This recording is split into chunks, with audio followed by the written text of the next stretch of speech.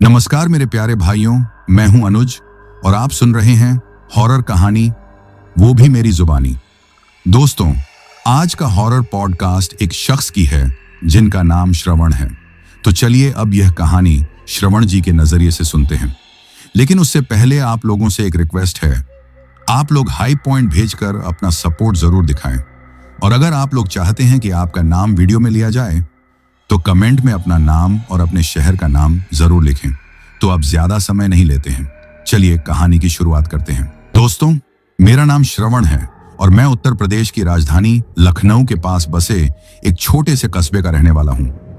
आज मैं आप लोगों को जो कहानी सुनाने जा रहा हूं वो मेरे जीवन में घटी एक ऐसी खौफनाक घटना है जिसने मेरी रातों की नींद और दिन का चैन हमेशा के लिए छीन लिया।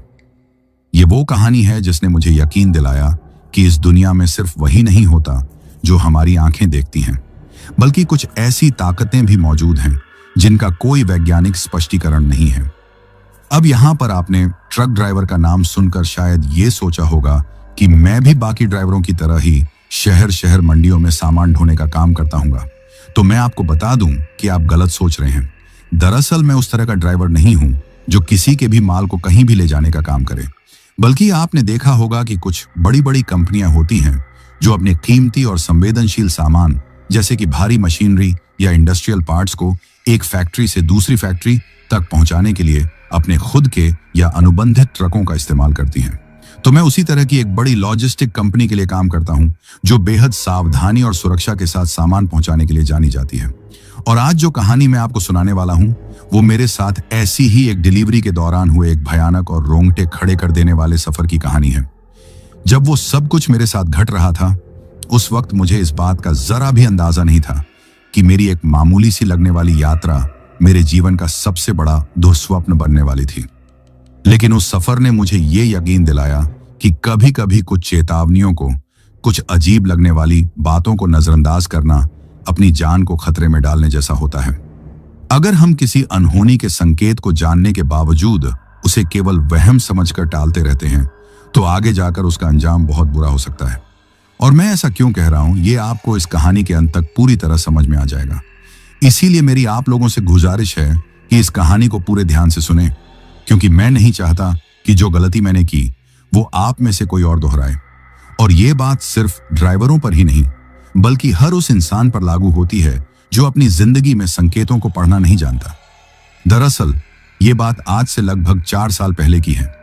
उस वक्त मैं लखनऊ की एक जानी मानी ट्रांसपोर्ट कंपनी में काम किया करता था। सुरक्षा कारणों से मैं आपको उस कंपनी का नाम तो नहीं बता सकता, लेकिन आप ये समझ लीजिए कि हमारा काम बेहद कीमती और भारी सामान को पूरे भारत में पहुंचाना था। जिस कंपनी के लिए मैं काम करता था उसके मालिक, जिन्हें हम सब सेठ जी कहते थे, मेरे काम से बहुत खुश थे। इसी वजह से मैं पिछले कई सालों से उन्हीं के पास काम कर रहा था और वो मुझ पर बहुत भरोसा करते थे। तो ऐसे ही एक दिन दोपहर के वक्त मेरे पास सेठ जी का फोन आया। उन्होंने मुझसे कहा, श्रवण, एक बहुत जरूरी काम आ गया है, तुम्हें कल सुबह ही जम्मू कश्मीर के लिए निकलना होगा। जैसे ही मैंने जम्मू कश्मीर का नाम सुना मेरे मन में एक अजीब सी खुशी और घबराहट दोनों एक साथ दौड़ गई। खुशी इसलिए क्योंकि मैं आज तक कभी भी उस तरफ किसी डिलीवरी पर नहीं गया था। मैंने हमेशा से सुना था कि वहां के पहाड़ और वादियां जन्नत की तरह हैं। लेकिन घबराहट इसलिए क्योंकि मैंने वहां के खतरनाक रास्तों और बिगड़ते हालातों के बारे में भी बहुत कुछ सुन रखा था। फिर भी मैंने सेठ जी से कह दिया, ठीक है सेठ जी, मैं चला जाऊंगा, आप बस डिटेल भेज दीजिए। लेकिन उस वक्त मुझे इस बात का जरा भी अंदाजा नहीं था कि जिस यात्रा के लिए मैं इतना उत्साहित हो रहा था वो मुझे किसी जन्नत में नहीं बल्कि सीधे जहन्नुम के दरवाजे पर ले जाने वाली थी। उस जगह पर मेरे साथ कुछ ऐसा होने वाला था जिसके बारे में मैंने कभी सपने में भी नहीं सोचा था। अगले दिन सुबह सुबह मैं ट्रांसपोर्ट नगर में कंपनी के ऑफिस पहुंचा। वहां मुझे यात्रा के सारे कागजात, परमिट और बाकी की जरूरी चीजें समझा दी गई। मुझे बताया गया कि मुझे एक बहुत बड़ी और कीमती टरबाइन मशीन को लेकर जम्मू के पास एक निर्माणाधीन पावर प्लांट तक पहुंचाना था। मेरे साथ एक हेल्पर भी जा रहा था जिसका नाम पंकज था। वो नया नया ही इस लाइन में आया था और काफी बातूनी किस्म का लड़का था। ऑफिस से सारी जानकारी लेने के बाद मैं और पंकज अपने ट्रक, जिसे मैं प्यार से राजा कहता था, को लेकर उस फैक्ट्री के लिए निकल पड़े जहां से हमें मशीन लोड करनी थी। लगभग घंटे भर बाद हम फैक्ट्री पहुंच गए। मशीन को ट्रक पर लोड करने और उसे सुरक्षित रूप से बांधने में ही शाम हो गई। हमने फैसला किया कि हम रात में ही सफर शुरू कर देंगे ताकि पंजाब की सीमा जल्दी पार कर सकें। रात का सफर था। ट्रक अपनी पूरी रफ्तार से हाईवे पर दौड़ रहा था। पंकज अपनी नई नई नौकरी के जोश में मुझसे कंपनी और ट्रक ड्राइवरों की जिंदगी के बारे में तरह तरह के सवाल पूछ रहा था और मैं भी उसे अपने अनुभव बताता जा रहा था। माहौल काफी हल्का फुल्का था। हम लखनऊ से काफी दूर निकल आए थे और पंजाब में दाखिल होने वाले थे। रात के करीब 2 बज रहे होंगे जब मुझे नींद का हल्का सा झोंका महसूस हुआ। मैंने पंकज से कहा, यार कहीं अच्छी सी जगह देखकर ट्रक रोक, एक एक कप कड़क चाय हो जाए तो नींद भाग जाएगी। पंकज ने हाईवे पर नजर दौड़ाते हुए कहा, श्रवण भाई, आगे कुछ किलोमीटर पर एक ढाबा है, शेर पंजाब नाम से। मैंने सुना है वहां की चाय बहुत अच्छी होती है। मैंने हामी भर दी और हम उस ढाबे की तरफ बढ़ गए। ढाबा हाईवे से थोड़ा अंदर की तरफ था और वहां ज्यादा भीड़ भाड़ नहीं थी। कुछ 2-4 ट्रक और खड़े थे जिनके ड्राइवर या तो सो रहे थे या खा पी रहे थे। हमने अपना ट्रक एक कोने में लगाया और ढाबे के अंदर चले गए। ढाबे का मालिक एक मोटा सा हंसमुख सरदार था। हमने चाय का ऑर्डर दिया और एक खाट पर बैठ गए। तभी मेरी नजर एक कोने में बैठे एक बूढ़े आदमी पर पड़ी। वो बहुत ही अजीब लग रहा था। उसके कपड़े फटे पुराने और मैले थे। उसकी दाढ़ी बढ़ी हुई थी और आंखें ढंसी हुई थीं, जैसे कई रातों से सोया न हो। वो बस एक तक सामने अंधेरे में घूर रहा था। एक पल के लिए तो मुझे लगा कि शायद वो कोई भिखारी है या दिमागी तौर पर बीमार है। मैं उसे नजरअंदाज करके अपनी चाय पीने लगा। तभी वो बूढ़ा आदमी अपनी जगह से उठा और धीरे धीरे हमारी खाट की तरफ आने लगा। उसके हाथ में एक छोटा सा झोला था जिसमें से कुछ खनकने की आवाज आ रही थी। वो हमारे पास आकर खड़ा हो गया। उसकी आंखों में एक अजीब सी वीरानगी थी। उसने अपने झोले में हाथ डाला और कुछ पुराने झंग लगे हुए ताले निकालकर मेरे सामने रख दिए। उसकी आवाज में एक अजीब सी कंपी थी। बाबूजी, ताला ले लो, बहुत मजबूत है, किस्मत को भी बंद कर देगा। मुझे उसकी बात बड़ी अजीब लगी। मैंने कहा, नहीं बाबा, हमें ताले नहीं चाहिए, आप जाओ। लेकिन वो वहीं खड़ा रहा। उसकी धंसी हुई आंखें अब मुझे घूर रही थीं। वो फिर से फुसफुसाया, ले लो बाबूजी, आगे का रास्ता बहुत खराब है, अंधेरी घाटी पार करनी पड़ेगी, वहां ताले की जरूरत पड़ती है, बुरी किस्मत को बांधने के लिए। उसकी बातें सुनकर मुझे हल्की सी झुंझलाहट हुई। पंकज ने भी हंसते हुए कहा, क्या बाबा, आप भी किस्मत को कोई तालों में बंद कर पाया है क्या? जाओ, हमें परेशान मत करो। मैंने भी उसे थोड़ा सख्ती से कहा, बाबा जाओ यहां से, चाय पीने दो शांति से। मेरी आवाज सुनकर ढाबे का मालिक जो काउंटर पर बैठा था हमारी तरफ देखने लगा। वो अपनी जगह से उठा और हमारे पास आया। उसने उस बूढ़े आदमी के कंधे पर हाथ रखा और बड़ी नरमी से पंजाबी में कुछ कहा, जिसका मतलब था, बाबूजी, इन्हें तंग न करो, आ जाओ, मैं तुम्हें रोटी देता हूं। बूढ़े आदमी ने एक आखिरी बार मेरी आंखों में झांका। उसकी नजरें ऐसी थीं जैसे वो मुझे किसी आने वाले खतरे से आगाह कर रही हों। फिर वो चुपचाप सरदार जी के साथ चला गया। सरदार जी ने उसे ढाबे के पीछे ले जाकर कुछ खाने को दिया और फिर वापस अपने काउंटर पर आकर बैठ गए, जैसे कुछ हुआ ही ना हो। मैं उस बूढ़े आदमी के बारे में सोच ही रहा था। उसकी बातें, उसकी आंखें, सब कुछ बहुत अजीब था। मैंने पंकज से कहा, यार बड़ा अजीब आदमी था ये, कह रहा था कि आगे अंधेरी घाटी पड़ेगी। पंकज ने चाय की चुस्की लेते हुए कहा, अरे श्रवण भाई, छोड़ो भी, इस लाइन में ऐसे सन की लोग बहुत मिलते हैं। किसी की जिंदगी में कोई हादसा हो जाता है तो दिमाग फिर जाता है, आप टेंशन मत लो। उसकी बात में दम था। मैंने भी सोचा कि शायद वो कोई पागल ही होगा। हमने अपनी चाय खत्म की, पैसे दिए और वापस ट्रक की तरफ चल पड़े।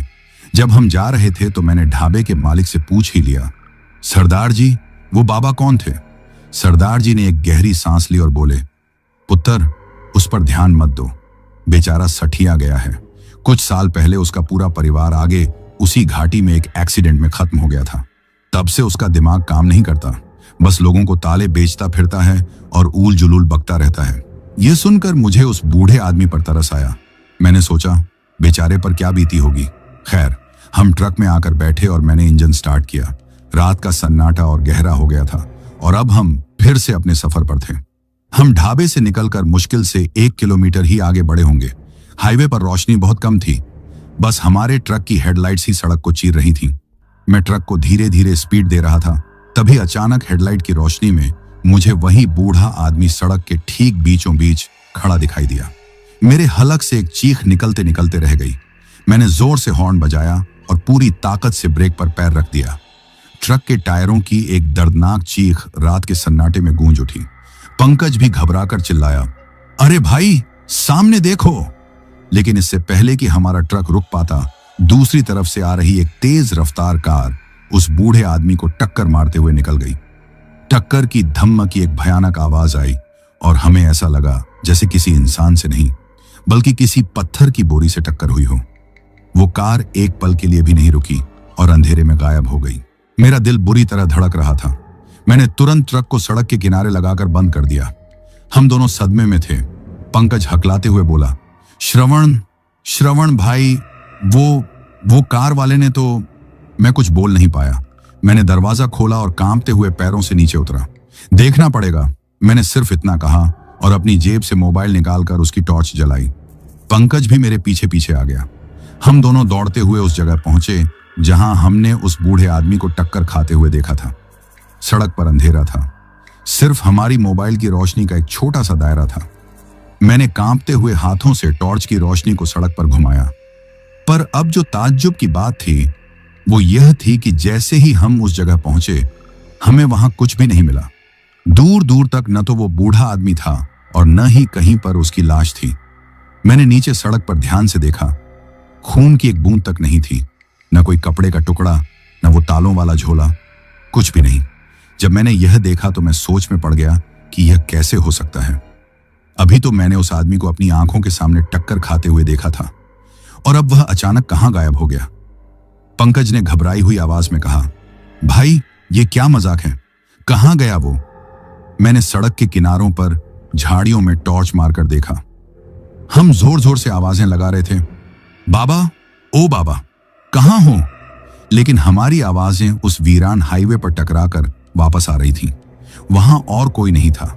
हवा में एक अजीब सी ठंडक घुल गई थी और मुझे ऐसा महसूस हो रहा था जैसे कोई हमें देख रहा है। अंधेरे में से कोई हमें घूर रहा है।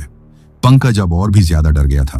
वो मेरा हाथ पकड़कर बोला, श्रवण भाई, चलो यहां से, मुझे ठीक नहीं लग रहा। हो सकता है हमें कोई वहम हुआ हो, नींद की वजह से। मैं उसे कैसे समझाता कि यह वहम नहीं हो सकता। हम दोनों ने एक साथ वो टक्कर देखी थी, वो आवाज सुनी थी, पर सामने कोई सबूत नहीं था। कोई सबूत ना होना किसी सबूत के होने से ज्यादा डरावना था। हम डरते डरते वापस अपने ट्रक की तरफ आए। मैं बार बार पीछे मुड़कर देख रहा था, इस उम्मीद में कि शायद वो बूढ़ा आदमी कहीं से निकल आए, पर वहां कोई नहीं था। हम ट्रक में बैठ गए। केबिन के अंदर एक भारी खामोशी छा गई थी। पंकज सहमा हुआ एक कोने में बैठा था और मेरा दिमाग सुन्न हो चुका था। वो हल्का फुल्का माहौल अब एक अनजाने खौफ में तब्दील हो गया था। मैंने कांपते हुए हाथों से ट्रक स्टार्ट किया। मैं ट्रक चला तो रहा था, लेकिन मेरा सारा ध्यान बार बार उस बूढ़े आदमी की बातों पर जा रहा था। अंधेरी घाटी, बुरी किस्मत को बांधने वाले ताले। मैंने अपनी सीट के बगल में रखे नक्शे को उठाया और पंकज को दिया। देख जरा, मैंने रूखी आवाज में कहा, जम्मू जाने वाले रास्ते में कोई अंधेरी घाटी या इस तरह के नाम की कोई जगह है क्या? पंकज ने कांपते हुए हाथों से नक्शा खोला और मोबाइल की टॉर्च में उसे देखने लगा। कुछ देर तक वो उंगलियों से रास्ता टटोलता रहा, फिर उसकी आंखें एक जगह आकर टिक गईं। उसने धीरे से अपना चेहरा ऊपर उठाया। उसकी आंखों में खौफ साफ दिख रहा था। उसने धीमी, लगभग फुसफुसाती हुई आवाज में कहा, श्रवण भाई, अंधेरी घाटी तो नहीं, लेकिन आगे पंजाब जम्मू बॉर्डर के पास एक इलाका है, पहाड़ी रास्ता है। नक्शे पर उसका नाम लिखा है, शैतान मोड़। यह सुनते ही मेरे जिस्म में एक सिहरन सी दौड़ गई। उस ढाबे पर मिले बूढ़े आदमी का चेहरा, उसकी ढंसी हुई आंखें और उसकी चेतावनी मेरी आंखों के सामने घूमने लगी। हमारा खतरनाक सफर तो अभी शुरू भी नहीं हुआ था, लेकिन उसकी दस्तक ने हमारे होश उड़ा दिए थे। जैसे ही पंकज ने कांपती हुई आवाज में उस जगह का नाम लिया, शैतान मोड़, ट्रक के केबिन में पहले से मौजूद खामोशी और भी ज्यादा गहरी और बोझिल हो गई। मेरे कानों में वो दो शब्द किसी हथौड़े की तरह बजे। एक पल के लिए मेरा पूरा शरीर सुन्न पड़ गया। वो ढाबा, वो पागल सा दिखने वाला बूढ़ा आदमी, उसके जंग लगे ताले और फिर वो भयानक एक्सीडेंट जिसके कोई सबूत नहीं थे, सब कुछ एक झटके में मेरे दिमाग में किसी फिल्म की तरह घूम गया। यह कोई इत्तेफाक नहीं हो सकता था। पंकज ने नक्शे को अपनी गोद में फेंक दिया और दोनों हाथों से अपना चेहरा छुपा लिया। उसकी आवाज में अब डर साफ झलक रहा था। श्रवण भाई, मैं कह रहा हूं, वापस चलते हैं। उसी ढाबे पर सुबह होने का इंतजार करते हैं। मुझे यह सब ठीक नहीं लग रहा। वो बाबा पागल नहीं थे, वो हमें चेतावनी दे रहे थे। उसकी बात सुनकर मेरे मन में भी एक पल के लिए यही ख्याल आया, अपनी जान से बढ़कर कुछ नहीं होता। हम वापस जाकर सुबह का इंतजार कर सकते थे। लेकिन फिर मेरे दिमाग में सेठ जी का चेहरा घूम गया। उन्होंने मुझ पर भरोसा करके यह कीमती कंसाइनमेंट मेरे हवाले किया था। यह करोड़ों की मशीन थी जिसे वक्त पर पहुंचाना मेरी जिम्मेदारी थी। अगर मैं बिना किसी ठोस कारण के वापस लौट जाता तो मेरी सालों की कमाई हुई इज्जत और भरोसा एक पल में मिट्टी में मिल जाता।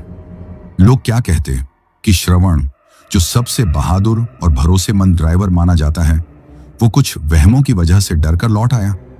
मैंने एक गहरी सांस ली और अपने दिल को मजबूत किया। मैंने ड्राइविंग सीट पर अपनी पकड़ मजबूत करते हुए कहा, पंकज देख, मैं मानता हूं कि जो हुआ वो अजीब था, लेकिन हम इस तरह डरकर काम नहीं छोड़ सकते। सेठ जी ने हमें एक जिम्मेदारी दी है और हमें उसे पूरा करना है। हो सकता है ये सब बस हमारा वहम हो, जो नींद की कमी और उस बूढ़े की बातों की वजह से पैदा हुआ है। अब हिम्मत रख, कुछ नहीं होगा। हम बस यह मोड़ पार कर लेंगे, फिर आगे सब ठीक हो जाएगा।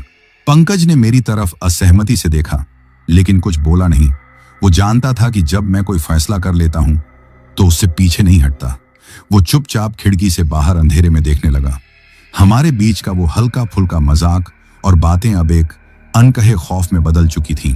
मैंने ट्रक को फिर से रफ्तार दी और हम उस हाईवे पर आगे बढ़ने लगे, जो हमें सीधे शैतान मोड़ की तरफ ले जा रहा था। जैसे जैसे हम आगे बढ़ते गए, मैदानी इलाका पीछे छूटने लगा। सड़क के दोनों तरफ के खेत और गांव खत्म हो गए और उनकी जगह अब छोटी छोटी पहाड़ियां और घने पेड़ लेने लगे थे। हवा में एक अजीब सी ठंडक घुल गई थी, जो सिर्फ मौसम की नहीं थी, उसमें कुछ और भी था, कुछ अनजाना, कुछ अनकहा। सड़क अब सीधी नहीं थी, बल्कि धीरे धीरे घुमावदार होने लगी थी। हम शिवालिक की पहाड़ियों में दाखिल हो रहे थे और असली चढ़ाई अब शुरू होने वाली थी। मैंने अपने ट्रक राजा का गियर बदला, इंजन की आवाज बदल गई। अब वो ज्यादा जोर लगाकर इस चढ़ाई पर चढ़ रहा था। पंकज अभी भी चुप था। मैंने माहौल को हल्का करने की कोशिश में रेडियो चला दिया। पुराने गानों की एक धीमी सी धुन केबिन में गूंजने लगी। कुछ देर के लिए सब सामान्य सा लगा, लेकिन जैसे ही हम उस मोड़ के और करीब पहुंचे जहां से असली शैतान मोड़ का इलाका शुरू होता था, रेडियो की आवाज में घरघराहट होने लगी। गानों की धुन टूट टूट कर आने लगी और फिर उसकी जगह एक अजीब सी सरसराहट ने ले ली, जैसे कोई स्टेशन पकड़ में ना आ रहा हो। मैंने उसे ठीक करने की कोशिश की, लेकिन नाकाम रहा। तभी उस सरसराहट के बीच से हमें कुछ और सुनाई दिया। वो किसी इंसान की आवाज थी, या शायद आवाजों का एक गुच्छा। वो बहुत धीमी और टूटी फूटी थी, जैसे कोई बहुत दूर से रो रहा हो या किसी गहरे दर्द में कराह रहा हो। वो शब्द साफ नहीं थे, लेकिन उनका एहसास दिल में एक अजीब सी दहशत पैदा कर रहा था। पंकज ने डर कर तुरंत रेडियो बंद कर दिया। अब केबिन में सिर्फ इंजन की गूंज और हमारी सांसों की आवाज थी। मैं दिल पर पत्थर रखकर ट्रक चलाता रहा। सड़क अब और भी संकरी और खतरनाक हो चुकी थी। एक तरफ ऊंची काली चट्टानें थीं और दूसरी तरफ हजारों फीट गहरी खाई, जिसमें घना अंधेरा भरा हुआ था। जगह जगह पर कोहरे के बादल सड़क पर ऐसे तैर रहे थे जैसे वो हमारा रास्ता रोकने की कोशिश कर रहे हों। हर मोड़ पर दिल दहल जाता था। हम मुश्किल से 2-3 किलोमीटर ही आगे गए होंगे कि तभी हेडलाइट की रोशनी में हमें सड़क के किनारे कुछ अजीब सा दिखाई दिया। वहां खाई के किनारे एक बहुत पुराना टेढ़ा मेढ़ा सा पेड़ था। उसकी सूखी टहनियां किसी कंकाल की उंगलियों की तरह आसमान की तरफ उठी हुई थी। लेकिन जो चीज सबसे अजीब थी वो उस पेड़ पर लटकी हुई चीजें थीं। जैसे जैसे हम करीब पहुंचे, हमारी आंखें खौफ से फटी रह गईं। उस पेड़ की हर छोटी बड़ी टहनी पर पुराने झंग लगे हुए ताले लटके हुए थे। सैकड़ों ताले, छोटे बड़े, हर आकार के। वो हवा में धीरे धीरे हिल रहे थे और आपस में टकराकर एक धीमी मनहूस खनक पैदा कर रहे थे। वो बिल्कुल वैसे ही ताले थे जैसे वो बूढ़ा आदमी हमें ढाबे पर बेचने की कोशिश कर रहा था। पंकज की दबी हुई चीख निकली। उसने अपनी उंगली से उस पेड़ की तरफ इशारा किया। मैं कुछ नहीं बोला। मेरे हाथ स्टीयरिंग व्हील पर जम गए थे। मैंने एक पल के लिए भी ट्रक नहीं रोका, बस एक्सेलरेटर पर पैर का दबाव और बढ़ा दिया। अब यह साफ हो गया था, यह हमारा वहम नहीं था। वो बूढ़ा आदमी, उसकी चेतावनी और ये ताले, सब कुछ आपस में जुड़ा हुआ था। हम किसी बहुत ही गलत जगह पर आ चुके थे। अब हम शैतान मोड़ के सबसे खतरनाक हिस्से में थे। यहाँ सड़क मुश्किल से एक ट्रक के निकलने जितनी चौड़ी थी और हर 100 मीटर पर एक अंधा घुमावदार मोड़ था। कोहरा इतना घना हो गया था कि हेडलाइट की रोशनी भी कुछ फीट से आगे नहीं जा पा रही थी। मुझे ऐसा लग रहा था जैसे हम ट्रक नहीं बल्कि कोई नाव चला रहे हों जो कोहरे के समंदर में तैर रही हो। तभी एक अंधे मोड़ को पार करते ही मुझे पूरी ताकत से ब्रेक लगाने पड़े। ट्रक एक झटके के साथ रुका। हमारी आंखों के सामने सड़क के ठीक बीचों बीच कोहरे के धुंधलके में एक परछाई खड़ी थी। वो कोई जानवर नहीं था, वो एक इंसान का शरीर था। वो एक औरत थी जिसकी पीठ हमारी तरफ थी। उसने कोई गहरे रंग की साधारण सी साड़ी पहन रखी थी और वो सड़क के किनारे खड़ी होकर नीचे गहरी खाई में देख रही थी। मेरा दिल मेरे मुंह में आ गया। इस वीरान खतरनाक सड़क पर आधी रात को एक अकेली औरत क्या कर रही है? मैंने हॉर्न बजाया, कोई हरकत नहीं हुई। वो वैसे ही खड़ी रही जैसे उसने कुछ सुना ही ना हो। मैंने फिर से हॉर्न बजाया, इस बार लंबा और जोर से। केबिन में हॉर्न की तेज आवाज गूंज उठी, लेकिन बाहर वो औरत टस से मस नहीं हुई। फिर बहुत धीरे धीरे उसने हमारी तरफ मुड़ना शुरू किया। वो पल शायद मेरी जिंदगी का सबसे भयानक पल था। जैसे जैसे वो घूम रही थी मेरा खून जमता जा रहा था। पंकज तो डर के मारे आंखें बंद करके किसी बच्चे की तरह कांप रहा था। हेडलाइट की तेज रोशनी अब सीधे उसके चेहरे पर पड़ रही थी। उसका चेहरा, हे भगवान, उसका चेहरा किसी इंसान का नहीं लग रहा था। वो बिल्कुल सफेद था, जैसे किसी ने उस पर चाक मल दिया हो। उसकी आंखें पूरी खुली हुई थी, लेकिन उनमें पुतलियां नहीं थी। आंखों की जगह बस 2 काले गहरे गड्ढे थे, जैसे किसी ने उन्हें निकाल लिया हो। उसके एक गाल पर एक आंख के नीचे से खून की एक पतली सी लकीर बहकर नीचे आ रही थी और वो हमें नहीं देख रही थी। ऐसा लग रहा था जैसे वो हमारे आर पार, हमारे पीछे किसी चीज को देख रही हो। जैसे ही उसका चेहरा पूरी तरह हमारी तरफ घूमा, उसने अपना मुंह खोला। उसका मुंह इतना ज्यादा खुल गया जितना किसी आम इंसान का नहीं खुल सकता था। हमें ऐसा लगा जैसे वो पूरी ताकत से चीख रही है, एक ऐसी दर्दनाक चीख जो पहाड़ों को हिला दे। लेकिन अजीब बात यह थी कि कोई आवाज नहीं आई, बिल्कुल खामोशी। बाहर सिर्फ खाई से आती हवा की साइं साइं की डरावनी आवाज थी। पंकज अब चीख चीख कर रोने लगा था। मैं भी कुछ पलों के लिए जैसे पत्थर का बन गया था। मेरे हाथ पैर ने काम करना बंद कर दिया था। लेकिन तभी मेरे कानों में सेठ जी की आवाज गूंजी, श्रवण, ये माल बहुत कीमती है। मेरी जिम्मेदारी का एहसास मेरे डर पर हावी हो गया। मैं इस संकरी सड़क पर ट्रक को पीछे नहीं ले सकता था। आगे जाने के अलावा कोई रास्ता नहीं था। मैंने अपने इष्टदेव का नाम लिया, आंखें एक पल के लिए बंद की और फिर पूरी हिम्मत बटोरकर स्टीयरिंग व्हील को घुमा दिया। मैंने ट्रक को उस औरत के बगल से निकालने की कोशिश की। एक पल के लिए मुझे लगा कि ट्रक उसे छूता हुआ निकल जाएगा। जैसे ही हमारा ट्रक उसके पास से गुजरा, मैंने हिम्मत करके साइड वाले शीशे में देखा। सड़क खाली थी, वो औरत वहां नहीं थी। वो बस कोहरे में गायब हो गई थी, जैसे कभी वहां थी ही नहीं। मैं रुका नहीं, मैंने ट्रक की रफ्तार और बढ़ा दी। मैं बस किसी भी तरह इस जहन्नुम की जगह से बाहर निकलना चाहता था। पंकज सीटों के बीच में दुबक कर रोए जा रहा था। हर मोड़ पर मेरा दिल दहल रहा था कि कहीं वो औरत फिर से सामने न आ जाए। लगभग 10 मिनट तक इसी खौफ में गाड़ी चलाने के बाद सड़क थोड़ी सीधी होने लगी। कोहरा भी छौंटने लगा था। हमें लगा कि शायद हमने शैतान मोड़ का सबसे बुरा हिस्सा पार कर लिया है। मैंने थोड़ी राहत की सांस ली, लेकिन मेरी यह राहत बस कुछ पलों की ही थी। जैसे ही हम एक आखिरी बड़े मोड़ पर पहुंचे, अचानक ट्रक के इंजन से एक अजीब सी घरघराहट की आवाज आई। इंजन 2-3 बार खांसा और फिर बंद हो गया। इंजन के बंद होते ही हेडलाइट्स भी बंद हो गईं। ट्रक धीरे धीरे रुक गया। हम चारों तरफ से घने चिपचिपे अंधेरे और एक कान फाड़ देने वाले सन्नाटे में घिर गए थे। हमारा ट्रक, हमारा राजा, शैतान मोड़ के ठीक बीचों बीच मुर्दा होकर खड़ा था। क्या हुआ भाई? पंकज ने कांपती हुई आवाज में पूछा। पता नहीं, मैंने घबराहट में कहा और चाबी घुमाकर इंजन को फिर से स्टार्ट करने की कोशिश की। कुछ नहीं हुआ। मैंने फिर कोशिश की। इस बार सिर्फ खट खट की एक धीमी आवाज आई। इंजन डेड हो चुका था। हम दोनों खौफ से एक दूसरे को देखने लगे। एक बंद ट्रक में, एक अनजान भुतहा पहाड़ी रास्ते पर हम पूरी तरह से फंस चुके थे। और तभी हमें वो आवाज सुनाई दी। वो आवाज बाहर से आ रही थी, ट्रक के पिछले हिस्से से, जहां हमारी करोड़ों की मशीन रखी हुई थी। वो एक धीमी धातु के घिसटने की आवाज थी, जैसे कोई नुकीली चीज से लोहे को खुरच रहा हो। वो आवाज हमारे सील किए हुए कार्गो के अंदर से आ रही थी। ट्रक के मुर्दा इंजन और बाहर के कान फाड़ सन्नाटे के बीच वो धीमी धातु के घिसटने की आवाज किसी जहरीले सांप की तरह हमारे कानों में रेंग रही थी। हम दोनों अपनी अपनी सीटों पर पत्थर के बुत बने बैठे थे। मेरा दिल इतनी जोर जोर से धड़क रहा था कि मुझे डर था कहीं वो फट न जाए। पंकज का चेहरा डर के मारे सफेद पड़ चुका था और वो बस बड़ी बड़ी आंखों से मुझे देख रहा था, जैसे पूछ रहा हो कि अब क्या होगा। आवाज हमारे सील बंद कंटेनर के अंदर से आ रही थी। ये बात मेरे दिमाग को मानने के लिए तैयार नहीं थी। वो कंटेनर फैक्ट्री से निकलने से पहले मजबूत तालों और कंपनी की ऑफिशियल सील से बंद किया गया था। उसके अंदर उस कीमती टरबाइन के अलावा एक तिनका भी नहीं जा सकता था। तो फिर ये आवाज कैसी थी? पंकज ने कांपती हुई आवाज में फुसफुसाया, श्रवण भाई, वो औरत वो ट्रक के अंदर है। चुप कर, मैं लगभग चीख पड़ा। पागल हो गया है क्या? कोई अंदर कैसे जा सकता है? हालांकि मैं उसे डांट रहा था, लेकिन मेरे खुद के दिल में भी यही खौफ बैठा जा रहा था। मेरे रोंगटे खड़े हो गए थे। वो आवाज ऐसी थी जैसे कोई अपने लंबे नुकीले नाखूनों से कंटेनर की अंदरूनी दीवार को खुरच रहा हो, बाहर निकलने की कोशिश कर रहा हो। तभी अचानक वो आवाज बंद हो गई।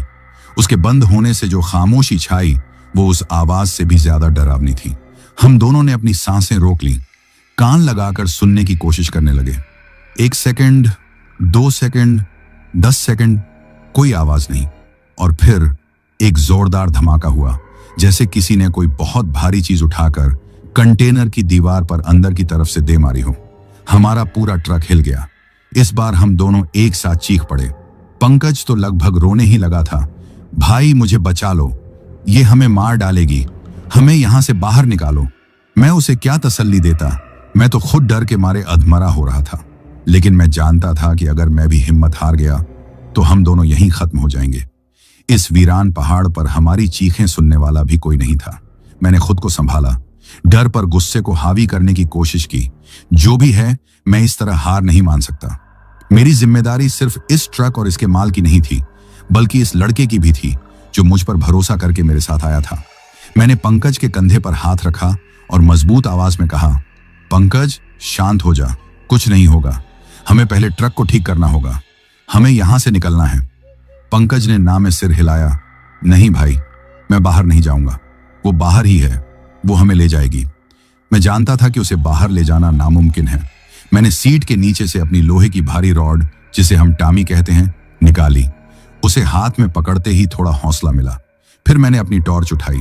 ठीक है, तू यहीं रह, दरवाजा अंदर से लॉक कर ले और जब तक मैं ना कहूं खोलना मत, मैंने कहा और दरवाजे का हैंडल पकड़ा। जैसे ही मैंने दरवाजा खोला, शैतान मोड़ की बर्फीली हवा ने एक छांटे की तरह मेरे चेहरे पर चोट की। बाहर का अंधेरा इतना घना था कि जैसे किसी ने पूरी दुनिया पर कालिख पोत दी हो। ट्रक की केबिन लाइट की वजह से मेरी आंखें अंधेरे की आदी नहीं थीं। मैंने टॉर्च जलाई। उसकी पीली रोशनी अंधेरे में एक कांपती हुई लकीर बना रही थी, जो कुछ ही फीट आगे जाकर दम तोड़ देती थी। मैंने पंकज को दरवाजा बंद करने का इशारा किया और खट की आवाज के साथ केबिन अंदर से लॉक हो गया। अब मैं बाहर अकेला था। चारों तरफ मौत जैसा सन्नाटा था। हवा की साई साई की आवाज ऐसी लग रही थी जैसे कोई रो रहा हो। मैंने हिम्मत करके ट्रक का एक चक्कर लगाना शुरू किया। मेरे हर कदम के साथ मेरे जूतों के नीचे कंकड़ियों के टूटने की आवाज भी बहुत तेज लग रही थी। मैं बार बार अपनी टॉर्च की रोशनी को चारों तरफ घुमा रहा था। पेड़ों की परछाइयां किसी भयानक राक्षस की तरह लग रही थीं। मुझे हर पल यह डर था कि कहीं से वो औरत फिर से सामने ना आ जाए। मैं कांपते हुए हाथों से कंटेनर के पिछले हिस्से तक पहुंचा। मैंने टॉर्च की रोशनी उस मजबूत सील पर डाली। कंपनी की ऑफिशियल नंबरी सील अपनी जगह पर वैसी की वैसी ही लगी हुई थी। तालों के साथ कोई छेड़छाड़ नहीं हुई थी। अंदर जाने या बाहर आने का कोई रास्ता नहीं था। मेरा दिमाग चकरा गया। अगर कोई अंदर बाहर नहीं जा सकता तो वो आवाजें, वो धमाका, वो सब क्या था? क्या वो कीमती टरबाइन अपनी जगह से हिलकर दीवार से टकराई थी? लेकिन वो तो लोहे की मोटी जंजीरों से मजबूती से बंधी हुई थी। मैं इन सवालों में उलझा हुआ ट्रक के अगले हिस्से की तरफ बढ़ा। मुझे इंजन देखना था। मैं कोई बहुत बड़ा मैकेनिक तो नहीं था, लेकिन ड्राइवरी करते करते इतना तो सीख ही गया था कि छोटी मोटी गड़बड़ी पकड़ सकूं। मैंने कांपते हुए हाथों से बोनट उठाया। टॉर्च की रोशनी में मैंने पूरे इंजन का जायजा लिया। कोई तार टूटा हुआ नहीं था, कोई पाइप लीक नहीं कर रहा था। सब कुछ अपनी जगह पर सही सलामत था। ऐसा लग रहा था जैसे इंजन ने बस अपनी मर्जी से काम करना बंद कर दिया हो। मैं निराश होकर बोनट पर हाथ रखकर खड़ा हो गया। तभी मुझे फिर से एक आवाज सुनाई दी। वो एक सिसकी थी, एक औरत के रोने की दबी दबी सी आवाज। वो आवाज उसी दिशा से आ रही थी जहां वो तालों वाला मनहूस पेड़ था। मैंने तुरंत अपनी टॉर्च उस तरफ घुमाई। पेड़ की टहनियों पर लटके सैकड़ों ताले अंधेरे में चमक रहे थे, लेकिन वहां कोई नहीं था। और जैसे ही मेरी रोशनी वहां पड़ी, वो सिसकियों की आवाज बंद हो गई। अब मेरा डर अपनी हदें पार कर रहा था। मैंने गुस्से और हताशा में बोनट जोर से बंद कर दिया। धम्म की आवाज पूरी घाटी में गूंज गई। मैं हार मानकर वापस केबिन की तरफ मुड़ने ही वाला था कि तभी मेरी टॉर्च की रोशनी एक जगह पर अटक गई। इंजन के नीचे डीजल की मेन पाइपलाइन पर कुछ चमक रहा था। मैं झुककर ध्यान से देखने लगा, और जो मैंने देखा उसे मेरे पैरों के नीचे से जमीन खिसक गई। डीजल की मोटी पाइप पर एक छोटा सा पुराना झंग लगा हुआ ताला कसा हुआ था। वो ताला पाइप पर इतनी मजबूती से जकड़ा हुआ था कि उसने पाइप को पिचका दिया था, जिससे इंजन तक जाने वाला तेल का रास्ता पूरी तरह बंद हो गया था। मैं सदमे में उसे देखता रह गया। वो बिल्कुल वैसा ही ताला था जैसा वो बूढ़ा आदमी बेच रहा था। लेकिन ये यहां कैसे आया? इसे किसने लगाया? मैं तो ट्रक चला रहा था। ये नामुमकिन था। ये कोई इंसानी काम नहीं था।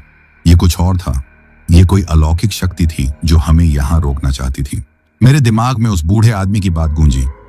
बुरी किस्मत को बांधने के लिए ताले की जरूरत पड़ती है। उस शैतान ने मेरी किस्मत नहीं, मेरे ट्रक को ही बांध दिया था। अब मेरे अंदर का डर गुस्से में बदल गया। मैं इस तरह हार नहीं मान सकता। मैंने अपनी लोहे की रॉड उठाई और उस ताले पर दे मारी। टन की आवाज हुई, लेकिन ताले को कुछ नहीं हुआ। वो झंग लगा हुआ पुराना सा ताला किसी फौलाद की तरह मजबूत था। मैंने फिर से वार किया, और फिर से मैं पूरी ताकत से उस पर वार करता रहा। मेरे हर वार की आवाज उस वीरान घाटी में एक भयानक गूंज पैदा कर रही थी। जैसे जैसे मैं उस ताले को तोड़ने की कोशिश कर रहा था, मेरे चारों तरफ का माहौल और भी ज्यादा भयानक होता जा रहा था। कोहरा और भी घना होकर मुझे घेरने लगा, और फिर मुझे वो फुसफुसाहटें फिर से सुनाई देने लगी। इस बार वो ज्यादा साफ थी। एक औरत की आवाज थी जो टूटे फूटे शब्दों में कह रही थी, चले जाओ, यहां से चले जाओ। और फिर एक बच्चे की आवाज, मेरा खिलौना, मेरा ट्रक। मैं उन आवाजों को नजरअंदाज करके पागलों की तरह उस ताले पर अपनी पूरी ताकत से वार करता रहा। और फिर एक आखिरी जोरदार प्रहार के बाद क्रैक की आवाज के साथ वो ताला टूट गया और जमीन पर गिर पड़ा। ताले के टूटते ही जैसे कोई जादू हुआ हो, वो डरावनी फुसफुसाहटें बंद हो गईं। कोहरा भी हल्का सा छूटता हुआ महसूस हुआ। मैंने एक पल भी बर्बाद नहीं किया। मैं भागकर ट्रक के केबिन में चढ़ा और अंदर से दरवाजा बंद कर लिया। पंकज डरा सहमा मुझे देख रहा था। मैंने हांफते हुए उसे बताया कि किसी ने फ्यूल पाइप पर ताला लगा दिया था। मैंने कांपते हुए हाथों से जेब से चाबी निकाली, उसे इग्निशन में लगाया और अपने भगवान को याद करके घुमा दिया। इंजन एक दो बार खांसा और फिर एक गड़गड़ाहट के साथ जिंदा हो गया। हेडलाइट्स एक बार फिर जल उठी और उन्होंने अंधेरी सड़क को चीर दिया। हमारी जान में जान आई। हम बच गए थे। मैंने जल्दी से गियर डाला और ट्रक को आगे बढ़ाया, लेकिन यह राहत भी बस कुछ पलों की ही मेहमान थी। जैसे ही हमने ट्रक को कुछ फीट आगे बढ़ाया, हमारी हेडलाइट्स ने सड़क पर जो नजारा दिखाया, उसे देखकर हमारा बचा खुचा खून भी सूख गया। सड़क पर हमसे 100-200 फीट आगे वो औरत खड़ी थी, लेकिन इस बार वो अकेली नहीं थी। उसके बगल में एक छोटा सा बच्चा, कोई 7-8 साल का लड़का, उसका हाथ पकड़कर खड़ा था, और उन दोनों के बगल में वो ढाबे वाला बूढ़ा आदमी खड़ा था। वो तीनों, एक भयानक भुतहा परिवार, सड़क के बीचों बीच खड़े होकर हमें घूर रहे थे। वे कुछ कर नहीं रहे थे, बस चुपचाप खड़े थे, हमारा रास्ता रोके हुए। हम दोनों जहां के तहां जम गए। इंजन चल रहा था, ट्रक आगे बढ़ने को तैयार था, लेकिन हमारा रास्ता बंद था। हम एक अलौकिक जाल से निकलकर दूसरे में फंस गए थे। इस बार वो बूढ़ा आदमी हमलावर नहीं लग रहा था। उसने धीरे से अपना हाथ उठाया, जैसे हमें रुकने का इशारा कर रहा हो। औरत का चेहरा अभी भी उसी खामोश दर्द में डूबा हुआ था, और वो बच्चा, वो बस एक तक हमें घूर रहा था। उसकी आंखें भी अपनी मां की तरह ही खाली और काली थीं। मैं समझ नहीं पा रहा था कि क्या करूं। हॉर्न बजाऊं? क्या इनके ऊपर से ट्रक चढ़ा दूं? ये इंसान हैं भी या नहीं? तभी पंकज, जो अब तक लगभग बेहोशी की हालत में था, डर के मारे जोर से चीखा, लेकिन वो सामने नहीं देख रहा था। उसकी उंगली ट्रक के पिछले हिस्से की तरफ उठी हुई थी। भाई, वो देखो, वो हकलाया। मैंने उसकी नजर का पीछा करते हुए अपने साइड वाले शीशे में देखा। शीशे में मुझे अपने बंद कंटेनर का साइड का हिस्सा दिख रहा था। केबिन की हल्की रोशनी में मुझे जो दिखा, उससे मेरी आत्मा तक कांप गई। कंटेनर की धातु की मोटी चादर पर किसी ने खुरच खुरच कर लिखा था। लिखावट किसी बच्चे की थी, टेढ़ी मेढ़ी और भद्दी। सिर्फ 2 शब्द लिखे थे, मत जाओ। कंटेनर की ठंडी धातु पर खुरचे हुए वो 2 शब्द किसी बच्चे की टेढ़ी मेढ़ी लिखावट में हमारी आंखों के सामने थे। बाहर सड़क पर वो भुतहा परिवार खामोश खड़ा हमें घूर रहा था। ट्रक का इंजन चल रहा था, लेकिन हम 1 इंच भी आगे बढ़ने की हिम्मत नहीं कर पा रहे थे। हम एक ऐसे अजीबो गरीब चक्रव्यूह में फंस गए थे, जहां आगे बढ़ना भी मौत को बुलावा देना लग रहा था, और रुके रहना भी। मेरा दिमाग सुन्न पड़ गया था। ये क्या हो रहा था? ये आत्माएं हमें मारना चाहती थीं या कुछ और? अगर उन्हें हमें नुकसान ही पहुंचाना होता, तो जब मैं ट्रक के बाहर अकेला था, वो मुझ पर हमला कर सकती थीं। जब हमारा ट्रक बंद पड़ा था, वो हमें आसानी से अपना शिकार बना सकती थीं, लेकिन उन्होंने ऐसा नहीं किया। उन्होंने फ्यूल पाइप पर ताला लगाया, हमें रोका, और अब ये संदेश, मत जाओ। पंकज, जो अब तक डर से कांप रहा था, अचानक मेरी तरफ मुड़ा। उसकी आंखों में डर के साथ साथ एक अजीब सी समझदारी की चमक थी। उसने फुसफुसाते हुए कहा, भाई, मुझे लगता है ये हमें मारना नहीं चाहते। ये हमें कुछ बताने की कोशिश कर रहे हैं। ये हमें आगे जाने से रोक रहे हैं। उसकी बात सुनकर मेरे रोंगटे खड़े हो गए। क्या ऐसा हो सकता है? क्या ये कोई चेतावनी थी? तभी सामने खड़े उस बूढ़े आदमी की आत्मा ने धीरे से अपना हाथ उठाया। उसका हाथ हमारी तरफ नहीं, बल्कि हमारे आगे सड़क के पार अंधेरे की तरफ उठा हुआ था, जैसे वो हमें आगे किसी चीज के बारे में बता रहा हो, किसी आने वाले खतरे से आगाह कर रहा हो। उसकी खाली बेजान आंखें भी उसी दिशा में देख रही थीं। हम कुछ समझ पाते, इससे पहले ही रात की खामोशी एक तेज आवाज से टूट गई। वो आवाज दूर से आई थी, लेकिन बिल्कुल साफ थी। वो किसी ट्रक के हॉर्न की आवाज थी, जो शायद हमसे कुछ किलोमीटर आगे ही था। हॉर्न की आवाज के तुरंत बाद एक इंसान की दिल दहला देने वाली चीख गूंजी, और उसके बाद धातु के मुड़ने और टकराने की एक भयंकर गड़गड़ाहट उस पूरी घाटी में ऐसे गूंजी जैसे पहाड़ टूटकर गिर गया हो।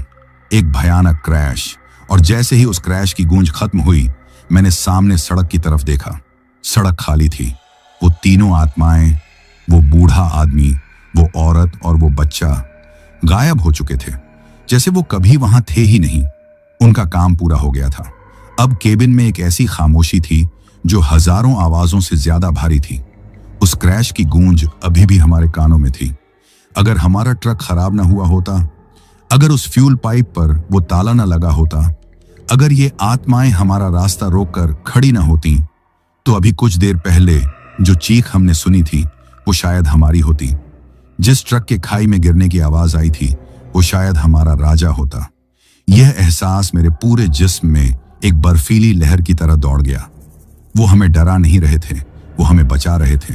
पंकज अब सिसक सिसक कर रो रहा था। देखा भाई, उसने कहा, मैंने कहा था ना, आगे खतरा है। हम मर जाते आज, अगर वो हमें ना रोकते। मेरा गला सूख गया था। मैं कुछ बोल नहीं पाया, बस स्टीयरिंग व्हील को कसकर पकड़ लिया। अब मेरे सामने एक नई दुविधा थी, एक नया डर। हम एक अनजाने खतरे से तो बच गए थे, लेकिन अब आगे क्या था? इस सड़क पर ऐसा क्या था जो ड्राइवरों की जान ले रहा था? पंकज ने हाथ जोड़ लिए। भाई, भगवान के लिए अब मान जाओ, चलो वापस चलते हैं। मैं एक पल भी और यहां नहीं रुक सकता। सुबह होते ही हम वापस उस ढाबे पर चले जाएंगे। जिंदा रहे तो नौकरी फिर मिल जाएगी। मैं जानता था कि वो सही कह रहा था, लेकिन इस संकरी खतरनाक सड़क पर रात के अंधेरे में इतने बड़े ट्रक को वापस मोड़ना मौत को दावत देने जैसा था। एक छोटी सी गलती और हम भी उसी खाई में होते। मैंने एक फैसला किया, एक ऐसा फैसला जो शायद हमारी जिंदगी का सबसे मुश्किल फैसला था। हम वापस नहीं जाएंगे, मैंने मजबूत आवाज में कहा, और न ही हम आगे जाएंगे। हम यहीं रुकेंगे। सुबह की पहली किरण निकलने का इंतजार करेंगे। दिन के उजाले में देखेंगे कि आगे क्या है और फिर फैसला करेंगे। यह एक तरह का समझौता था, मेरे डर और मेरी जिम्मेदारी के बीच। लेकिन इसका मतलब यह भी था कि हमें अपनी जिंदगी की सबसे खौफनाक रात इसी भुताहा जगह पर गुजारनी थी। वो रात शायद कभी खत्म ही नहीं होगी, ऐसा लग रहा था। हमने केबिन की लाइट बंद कर दी ताकि हम किसी का ध्यान अपनी तरफ न खींचें। हम अंधेरे में चुपचाप बैठे रहे। सोने की तो कोई सोच भी नहीं सकता था। बाहर हर छोटी सी आवाज, हवा से हिलते पत्तों की सरसराहट भी हमारे दिलों की धड़कनें बढ़ा देती थी।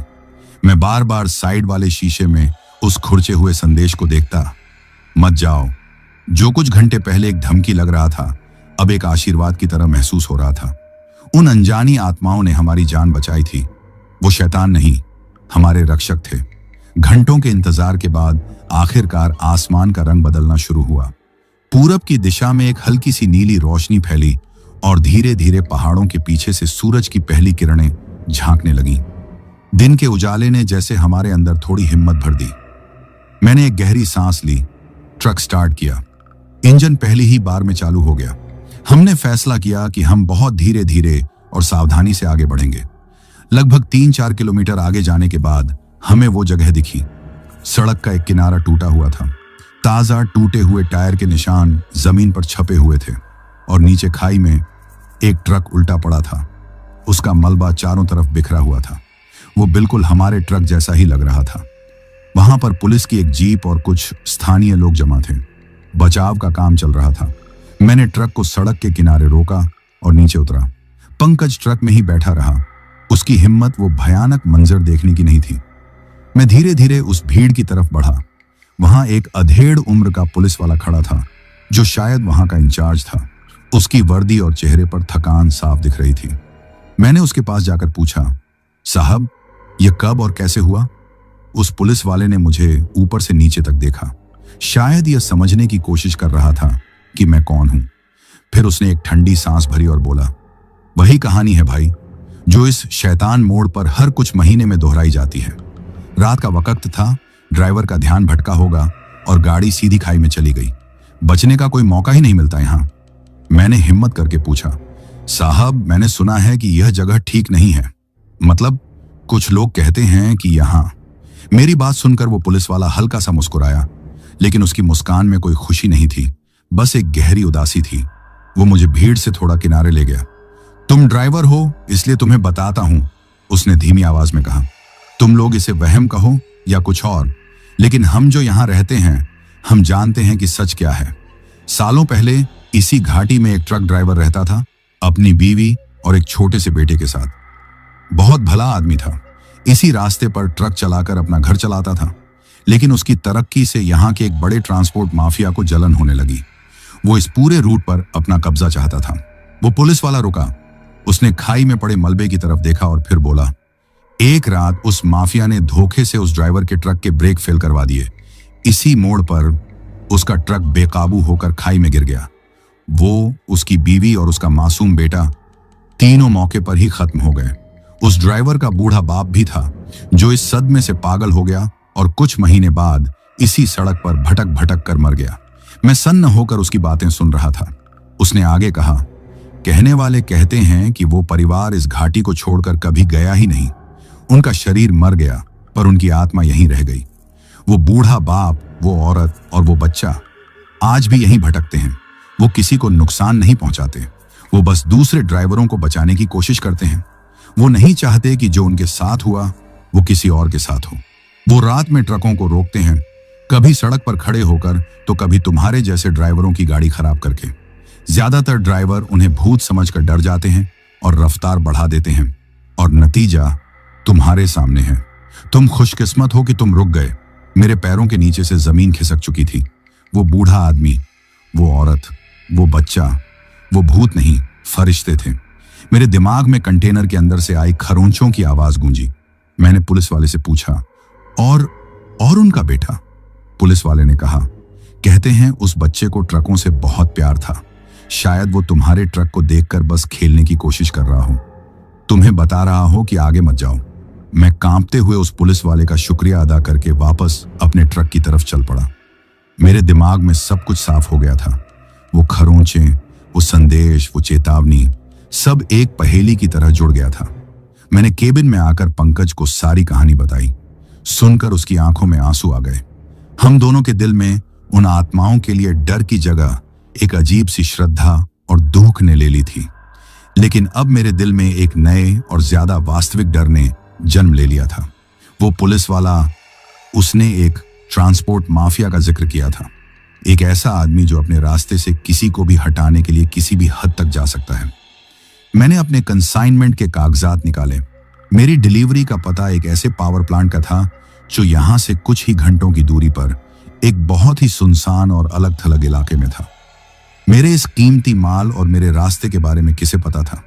मेरी कंपनी को, और शायद उसे जिसे मेरी कंपनी ने बताया हो। मेरे दिमाग में एक भयानक विचार कौन था? कहीं कोई मेरे ट्रक के पीछे तो नहीं पड़ा? कहीं ये कीमती मशीन मुझसे छीनने की कोई साजिश तो नहीं? खतरा भुतहा नहीं था, खतरा इंसानी था।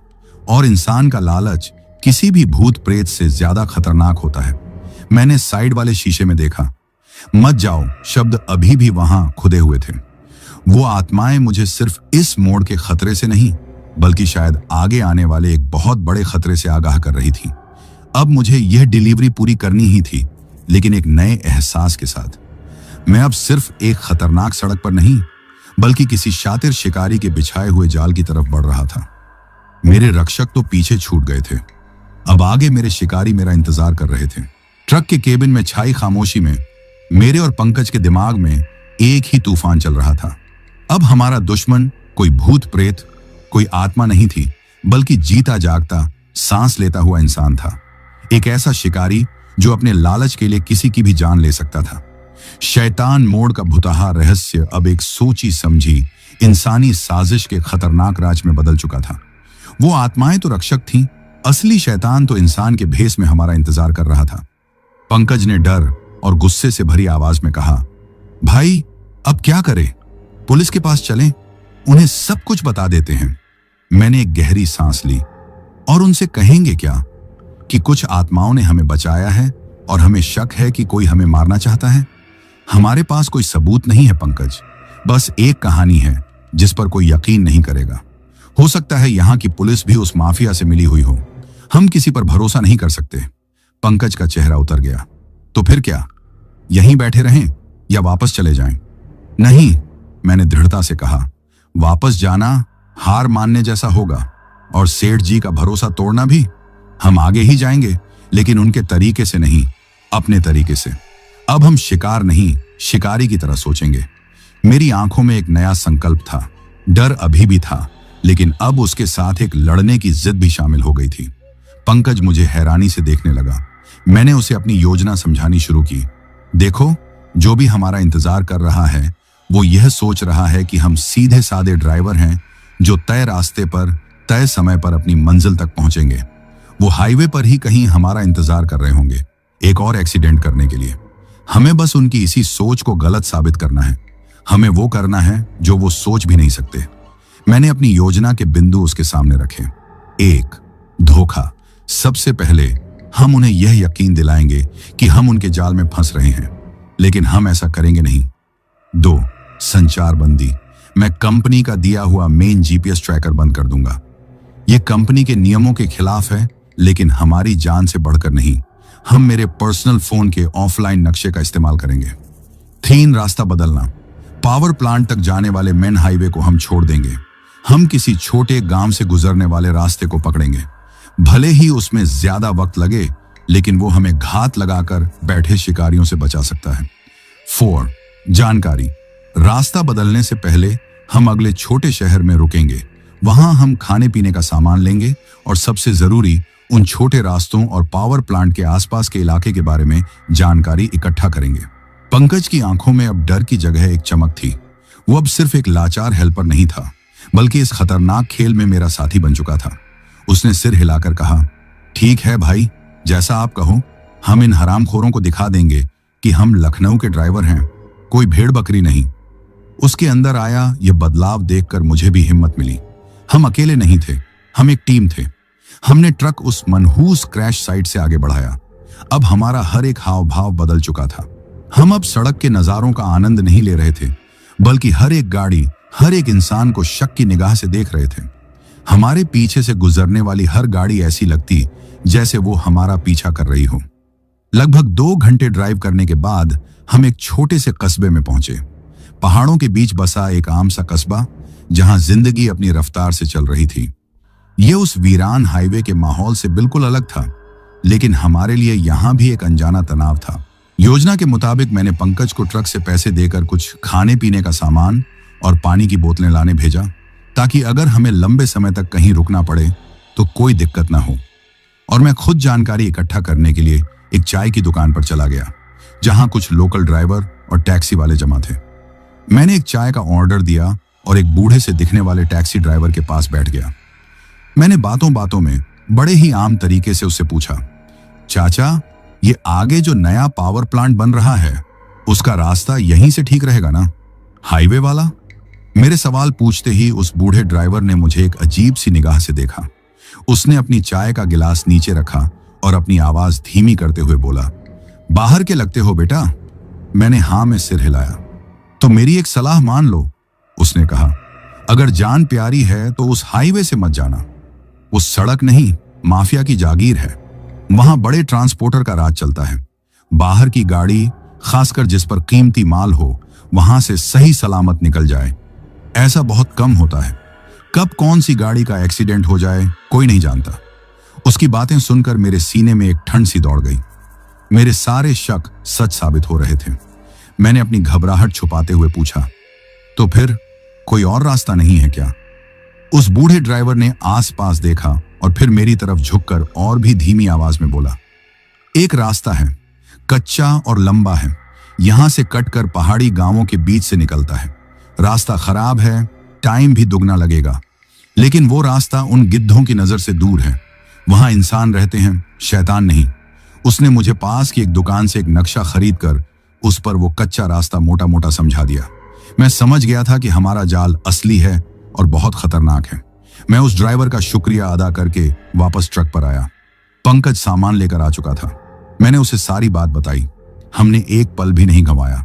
मैंने कंपनी का जीपीएस बंद किया और जैसे ही हम कस्बे से बाहर निकले, मैंने ट्रक को मेन हाईवे से उतारकर उस संकरे कच्चे रास्ते पर मोड़ दिया जिसकी जानकारी हमें मिली थी। यह रास्ता बिल्कुल अलग था। ये ऊबड़ खाबड़ और धूल भरा था। सड़क के दोनों तरफ घने जंगल और बीच बीच में छोटे छोटे पहाड़ी गांव आ रहे थे। हमारी रफ्तार बहुत धीमी हो गई थी। ट्रक हिचकोले खा रहा था, लेकिन हमारा दिल अब ज्यादा शांत था। हमें लग रहा था कि हम शिकारियों की नजरों से बच निकले हैं। इस रास्ते पर कुछ ही देर चलने के बाद हमारे फोन के सिग्नल भी चले गए। अब हम पूरी तरह से दुनिया से कट चुके थे।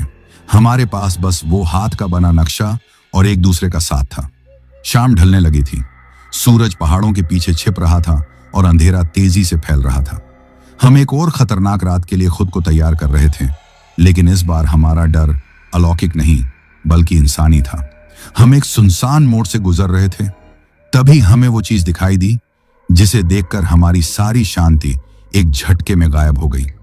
उस सुनसान गांव वाले रास्ते पर एक पेड़ के नीचे एक काले रंग की एसयूवी खड़ी थी। उसके शीशे भी काले थे और वो बिल्कुल वैसी ही गाड़ी थी जैसी फिल्मों में गुंडे और माफिया इस्तेमाल करते हैं। गाड़ी खाली थी, उसके आसपास कोई नहीं था। मेरे हाथ स्टीयरिंग व्हील पर कस गए। ये यहां क्या कर रही है इस रास्ते पर? इसका मतलब उन्हें पता चल गया है। उन्हें पता चल गया है कि हमने रास्ता बदल दिया है। वो हमसे एक कदम आगे हैं। वो हमारा इंतजार कर रहे हैं। एक पल के लिए मेरे मन में आया कि ट्रक को यहीं से वापस मोड़ लूं, लेकिन अब बहुत देर हो चुकी थी। उन्होंने हमें देख लिया होगा। मैंने फैसला किया, रुकना मतलब मौत। हमें चलते रहना होगा। मैंने ट्रक की रफ्तार कम नहीं की। मैं सीधे उस एसयूवी के बगल से गुजर गया। मेरी आंखें सड़क पर थीं, लेकिन मेरा पूरा ध्यान उस गाड़ी पर था। पंकज शीशे से लगातार पीछे देख रहा था। हम उस एसयूवी से कुछ 100 मीटर ही आगे निकले होंगे कि पंकज की दबी हुई चीख निकली, भाई गाड़ी स्टार्ट हो गई। मैंने घबराकर अपने शीशे में देखा। उस काली एसयूवी की हेडलाइट्स जल उठी थीं। उसने एक तेज मोड़ लिया और अब वो सड़क पर हमारे ठीक पीछे थी। शिकारी ने अपना जाल बदल दिया था। वो अब हमारा इंतजार नहीं कर रहा था, वो अब हमारा पीछा कर रहा था। हम एक अनजान संकरे पहाड़ी रास्ते पर थे, जहां से भागने का कोई रास्ता नहीं था, और हमारे पीछे हमारा शिकारी तेजी से हमारी तरफ बढ़ रहा था। उसकी हेडलाइट्स शीशे में किसी भूखे जानवर की आंखों की तरह चमक रही थी। अब लुका छिपी का खेल खत्म हो चुका था, असली दौड़ अब शुरू हुई थी। शीशे में चमकती वो दो हेडलाइट्स किसी शिकारी जानवर की आंखों जैसी थीं, जो अपने शिकार को दबोचने से पहले उसके साथ खेल रहा हो। काली एसयूवी हमारे पीछे ऐसे चिपक गई थी जैसे वो हमारे ट्रक की परछाई हो। उस संकरे घुमावदार रास्ते पर हमारे लिए भागने का कोई रास्ता नहीं था। हम जाल में फंस चुके थे और शिकारी हमारे ठीक पीछे था। मैं जानता था कि एक भारी भरकम माल से लदे ट्रक में मैं एक हल्की और ताकतवर एसयूवी को रफ्तार में कभी नहीं पछाड़ सकता। वो लोग बस सही मौके का इंतजार कर रहे थे, और वो मौका उन्हें जल्दी ही मिल गया। एक लंबे सीधे हिस्से पर एसयूवी ने रफ्तार बढ़ाई और हमारे बराबर में आ गई। अब हम दोनों गाड़ियां एक दूसरे से सटकर चल रही थीं, एक ऐसी सड़क पर जो मुश्किल से 1.5 गाड़ी के लिए बनी थी। मेरी दाईं तरफ पहाड़ की सख्त चट्टानें थीं और बाईं तरफ पंकज की साइड हजारों फीट गहरी खाई। एसयूवी का ड्राइवर लगातार मेरे ट्रक को खाई की तरफ धकेलने की कोशिश कर रहा था। भाई, खाई खाई, पंकज जोर जोर से चिल्ला रहा था। वो मेरा दूसरा हाथ पैर बन चुका था, जो मुझे खाई से दूरी के बारे में लगातार आगाह कर रहा था। गाड़ियों के आपस में रगड़ने से धातु के घिसटने की एक भयानक आवाज पैदा हो रही थी। मेरे ट्रक के टायर खाई के किनारे से कंकड़ पत्थर नीचे गिरा रहे थे। एक पल के लिए मुझे लगा कि हमारा संतुलन बिगड़ जाएगा और हम सीधे नीचे जा गिरेंगे, लेकिन मैं इतने सालों से इन पहाड़ों पर ट्रक चला रहा था। मुझे अपने राजा की ताकत और उसके आकार का अंदाजा था। मैंने गुस्से में स्टीयरिंग व्हील को दाईं तरफ पहाड़ की तरफ घुमाया। मेरे ट्रक ने एक जोरदार झटका दिया और एसयूवी को चट्टानों की तरफ धकेल दिया। कुचले जाने के डर से एसयूवी के ड्राइवर को ब्रेक लगाकर पीछे हटना पड़ा। यह हमारी छोटी सी जीत थी। हमने उन्हें दिखा दिया था कि हम आसानी से हार नहीं मानेंगे, लेकिन वो भी कच्चे खिलाड़ी नहीं थे। पीछे हटते ही उन्होंने अपनी रणनीति बदल दी। अब वो हमारे ट्रक के पिछले हिस्से में जोर जोर से टक्कर मारने लगे। हर टक्कर के साथ हमारा ट्रक बुरी तरह हिल जाता। मेरा ध्यान सड़क पर से भटक रहा था। उनका मकसद साफ था, वो हमें अस्थिर करके हमारा नियंत्रण खत्म करना चाहते थे। केबिन के अंदर का सामान इधर उधर गिर रहा था। पीछे बंधी करोड़ों की मशीन भी हर टक्कर पर जोर से हिल रही थी। मुझे डर था कि कहीं उसकी जंजीरें न टूट जाएं। मेरा दिमाग तेजी से काम कर रहा था। मैं बस भागता नहीं रह सकता था। मुझे कुछ करना था, कुछ ऐसा जो इस खेल को हमेशा के लिए खत्म कर दे। तभी मेरे दिमाग में उस बूढ़े टैक्सी ड्राइवर की बात कौन थी। उसने मुझे जो नक्शा बनाकर दिया था, उस पर एक जगह का जिक्र किया था। एक पुराना जर्जर लकड़ी का पुल जो एक गहरी खाई के ऊपर बना था। उसने मुझे चेतावनी दी थी कि उस पुल को बहुत सावधानी से पार करना, क्योंकि वो बहुत वजन शायद न सह पाए। एक पल में मेरे दिमाग में एक खतरनाक योजना ने जन्म लिया। ये एक ऐसा दांव था जिसमें हमारी जान भी जा सकती थी, लेकिन ये हमारा एकमात्र मौका भी था। मैंने चिल्लाकर पंकज को योजना समझानी शुरू की। मेरी आवाज ट्रक के शोर और टक्करों की आवाज में डूब रही थी। पंकज, आगे एक पुराना लकड़ी का पुल है, बहुत कमजोर है। हमें उनसे पहले उस पुल को पार करना होगा और फिर हमें उन्हें रोकना होगा। पंकज ने घबराकर मेरी तरफ देखा। कैसे भाई, हम क्या करेंगे? बस तू देखता जा, मैं चिल्लाया। पीछे से एक और जोरदार टक्कर लगी। इस बार टक्कर इतनी तेज थी कि मेरे हाथ से स्टीयरिंग व्हील लगभग छूट ही गया था। अब और देर करना मौत को दावत देना था। मैंने नक्शे का अंदाजा लगाया। वो पुल बस कुछ ही किलोमीटर दूर होना चाहिए। मैंने ट्रक का एक्सेलरेटर पूरी तरह से दबा दिया। इंजन अपनी पूरी ताकत से दहाड़ने लगा और हमारा ट्रक आगे की तरफ लपका। हमने एसयूवी और अपने बीच कुछ 100 मीटर का फासला बना लिया और फिर हमें वो पुल दिखाई दिया। वो नक्शे के विवरण से भी कहीं ज्यादा खतरनाक दिख रहा था। लकड़ी के मोटे मोटे फट्टे जो शायद सालों से बदले नहीं गए थे, और उन्हें संभालने के लिए लगी लोहे की मोटी रस्सियां भी झंग खा चुकी थीं। उसके नीचे एक काली गहरी खाई थी, जिसकी गहराई का अंदाजा लगाना भी नामुमकिन था। यही हमारा मौका था, करो या मरो। मैंने भगवान का नाम लिया और ट्रक को सीधे उस पुल पर चढ़ा दिया। जैसे ही हमारे ट्रक का वजन उस पर पड़ा, पुल के नीचे से लकड़ी के चरमराने और टूटने की एक भयानक आवाज आई। पूरा पुल किसी झूले की तरह हिलने लगा। पंकज ने डर के मारे अपनी आंखें बंद कर ली थीं। हर एक पल ऐसा लग रहा था जैसे पुल अभी टूट कर नीचे गिर जाएगा, लेकिन मेरे राजा ने मेरा साथ नहीं छोड़ा। हम किसी तरह उस कांपते हुए, चरमराते हुए पुल को पार कर गए। जैसे ही हमारे ट्रक के पिछले टायर ने पुल की जमीन को छोड़ा, वो काली एसयूवी तेजी से पुल पर चढ़ी। अब मेरी योजना के दूसरे हिस्से की बारी थी। मैंने पूरी ताकत से ट्रक के ब्रेक लगा दिए। ट्रक एक दर्दनाक चीख के साथ रुका। इतने भारी वजन और तेज रफ्तार के कारण अचानक ब्रेक लगने से एक जबरदस्त झटका लगा। योजना के तहत मैंने कुछ देर पहले ही उस कीमती टरबाइन को बांधने वाली एक सबसे भारी और मोटी लोहे की जंजीर का हुक ढीला कर दिया था। ब्रेक लगने के झटके से वो ढीली जंजीर किसी विशालकाय सांप की तरह हवा में लहराई और ट्रक के पिछले हिस्से से फिसलकर सीधे नीचे उस पुल के मुहाने पर जा गिरी जहां से हमने अभी अभी पार किया था। अकेले उस जंजीर के गिरने से शायद कुछ न होता, लेकिन उस जर्जर पुल पर पहले से ही एसयूवी का वजन था। जंजीर का अतिरिक्त वजन और उसके गिरने का झटका पुल के लिए ताबूत की आखिरी कील साबित हुआ। कड़ाक की एक कान फाड़ देने वाली आवाज के साथ पुल के मुहाने पर लगे लकड़ी के मुख्य शहतीर टूट गए। एसयूवी का अगला हिस्सा एक झटके के साथ नीचे की तरफ धंस गया। उसके अगले दोनों टायर हवा में झूलने लगे। पुल का प्रवेश द्वार टूट चुका था और एसयूवी उस टूटे हुए हिस्से पर खाई के किनारे खतरनाक रूप से अटक गई थी। एसयूवी का संतुलन बिगड़ते ही उसके दरवाजे खुले और उसमें से दो हट्टे कट्टे आदमी बाहर कूदे। उनके चेहरे पर गुस्सा और हताशा साफ दिख रही थी। उन्होंने गंदी गंदी गालियां देते हुए अपनी कमर से पिस्तौल निकाली और हमारे ट्रक पर गोलियां चलानी शुरू कर दी। गोलियां हमारे ट्रक की बॉडी से टकराकर चिंगारियां पैदा करने लगी। मैंने एक पल भी इंतजार नहीं किया। अब यहां रुकना बेवकूफी थी। मैंने फिर से एक्सेलरेटर दबाया और ट्रक को अंधेरे में भगा दिया। हम उन गुंडों और उनकी फंसी हुई गाड़ी को बहुत पीछे छोड़ आए थे। हम बच गए थे, हम जीत गए थे। केबिन में गहरी खामोशी थी। हम दोनों हाँफ रहे थे। हमारे शरीर डर और एड्रेनालाइन की वजह से अभी भी कांप रहे थे, लेकिन हम जिंदा थे।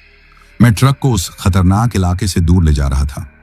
कुछ देर बाद जब मुझे यकीन हो गया कि अब कोई खतरा नहीं है, मैंने अपनी रफ्तार धीमी की। मैंने साइड वाले शीशे में देखा। कंटेनर पर खुरचे हुए वो शब्द "मत जाओ" अभी भी वहां थे। उन शब्दों को देखकर मेरे मन में उन आत्माओं के लिए एक श्रद्धा की भावना उमड़ आई।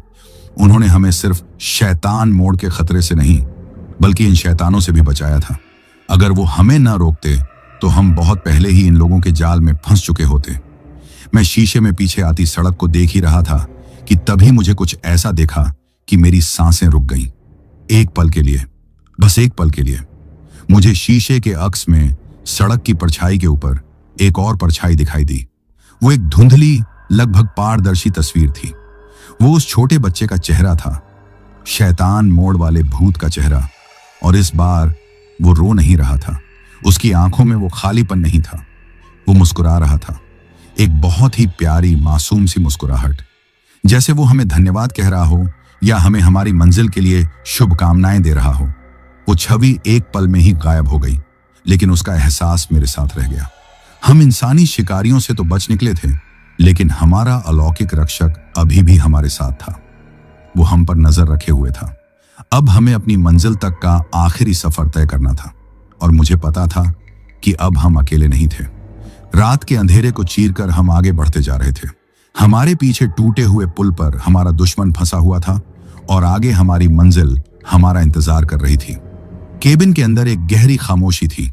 एड्रेनालाइन का नशा अब उतर रहा था और उसकी जगह एक गहरी, हड्डियों तक को कंपा देने वाली थकान ले रही थी। हम जिंदा थे, इस बात पर यकीन करना भी मुश्किल हो रहा था। पंकज चुपचाप खिड़की से बाहर देख रहा था। मैंने जब उसकी तरफ देखा तो पाया कि उसके चेहरे पर डर नहीं, बल्कि एक अजीब सी शांति थी। शायद वो भी वही महसूस कर रहा था जो मैं कर रहा था। शीशे में उस बच्चे की मुस्कुराती हुई छवि देखने के बाद मेरे अंदर का सारा डर धुल गया था। मुझे ऐसा महसूस हो रहा था जैसे किसी फरिश्ते ने मेरे सिर पर हाथ रख दिया हो। हम अकेले नहीं थे, हमारा रक्षक हमारे साथ था। जैसे जैसे सुबह का सूरज पहाड़ों के पीछे से निकला, रात का खौफ दिन की रोशनी में पिघलने लगा। जम्मू के पहाड़ों की खूबसूरती अब डरावनी नहीं, बल्कि सुकून देने वाली लग रही थी। कुछ घंटे और ड्राइव करने के बाद हम आखिरकार उस खतरनाक पहाड़ी रास्ते से निकलकर वापस मुख्य हाईवे पर आ गए।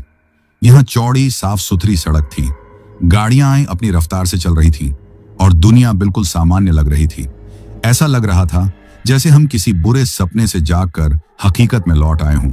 हमने एक छोटे से साफ सुथरे ढाबे पर ट्रक रोका। यह हमारी पहली ढाबे की मुलाकात से बिल्कुल अलग था। हमने शांति से नाश्ता किया। किसी ने ज्यादा बात नहीं की, लेकिन यह खामोशी आरामदायक थी। ये दो ऐसे साथियों की खामोशी थी जो एक साथ मौत के मुंह से लौटकर आए थे। नाश्ते के बाद हमने ट्रक का मुआयना किया। उसकी बॉडी पर गोलियों के कई निशान थे और जगह जगह से वह पिचक गया था। यह निशान हमें उस रात की हकीकत का एहसास दिला रहे थे। अब हमारी मंजिल ज्यादा दूर नहीं थी। कुछ घंटों के सफर के बाद हम आखिरकार उस पावर प्लांट के विशाल गेट के सामने खड़े थे। जैसा कि कागजात में बताया गया था, यह एक बहुत ही सुनसान इलाके में बना था और इसके चारों तरफ ऊंची ऊंची बाड़ें लगी हुई थीं। सुरक्षा बहुत कड़ी थी। मैंने गेट पर खड़े गार्ड को अपने कागजात दिखाए। उसने मेरे कागजात देखे, फिर मेरे थके हुए चेहरे और मेरे ट्रक की हालत को शक की निगाह से देखा। उसने इंटरकॉम पर किसी से बात की और गेट खुल गया। अंदर प्लांट के सिक्योरिटी चीफ, एक रिटायर्ड फौजी अफसर, हमारा इंतजार कर रहे थे। वह एक कड़क मिजाज के इंसान लग रहे थे। उन्होंने कहा, तुम लोग लेट हो और तुम्हारे ट्रक को देखकर ऐसा लग रहा है जैसे किसी जंग के मैदान से आया हो। मैंने तय कर लिया था कि मैं पूरी सच्चाई नहीं बता सकता। मैंने सधे हुए शब्दों में कहा, सर, रास्ता बहुत खराब था। एक पुराने पहाड़ी रास्ते पर कुछ लोकल गुंडों से झगड़ा हो गया था। उन्होंने हमला करने की कोशिश की, लेकिन हम किसी तरह बच निकले। मेरी बात सुनकर उन चीफ साहब के चेहरे के भाव बदल गए। ऐसा लगा जैसे वह मेरी अनकही बातों को भी समझ गए हों। उन्होंने मुझसे कहा, तुम मेरे साथ मेरे ऑफिस में चलो, और अपने एक आदमी को ट्रक खाली करवाने का निर्देश दिया। उनके ऑफिस में उन्होंने दरवाजा बंद किया और मुझसे कहा, बेटा, मुझे पूरी कहानी बताओ, बिना कुछ छुपाए। उनकी आंखों में मुझे एक भरोसा नजर आया। मैंने एक गहरी सांस ली और उन्हें सब कुछ बता दिया। वह ढाबे वाला बूढ़ा आदमी, वह भुतहा परिवार, शैतान मोड़, टूटा हुआ पुल और वह पीछा करती हुई एसयूवी। मैंने कुछ भी नहीं छुपाया। मेरी पूरी बात सुनने के बाद वह कुछ देर चुप रहे। फिर उन्होंने जो बताया उसे सुनकर मेरे होश उड़ गए। उन्होंने कहा, जिस ट्रांसपोर्ट माफिया के गुंडों से तुम भिड़े हो, उसका नाम रघुबीर सिंह है। वह पिछले कई महीनों से इस पावर प्लांट के प्रोजेक्ट को बर्बाद करने की कोशिश कर रहा है। वह यहाँ के सप्लायरों को धमकाता है, कीमती सामान चोरी करवाता है और एक्सीडेंट भी करवाता है। तुम्हारी कंपनी को खास तौर पर निशाना बनाया गया था क्योंकि उन्होंने रघुबीर सिंह के खिलाफ जाकर यह कॉन्ट्रैक्ट लिया था। वे आगे बोले, हमें अंदेशा था कि गड़बड़ होगी। हमने हाईवे पर अपने आदमी तैनात कर रखे थे। जब तुम तय रास्ते पर नहीं पहुंचे तो हमें लगा कि तुम्हारे साथ अनहोनी हो गई। फिर हमें एक गुमनाम लोकल आदमी का फोन आया जिसने उस पुराने लकड़ी वाले पुल पर हुए हंगामे के बारे में बताया। हमने जब अपनी टीम भेजी तो उन्हें वहां सिर्फ एक फंसी हुई खाली एसयूवी मिली और फिर उन्होंने वह आखिरी बात बताई जिसने इस कहानी के सारे धागे जोड़ दिए। जिस रघुबीर सिंह से तुम बचकर आए हो, उन्होंने कहा, यह वही आदमी है जिसने सालों पहले उस बेचारे ट्रक ड्राइवर और उसके परिवार को मरवाया था। वह आत्माएं किसी भी ड्राइवर को नहीं रोकती, वह सिर्फ रघुबीर सिंह के भेजे हुए खतरे को रोकती हैं।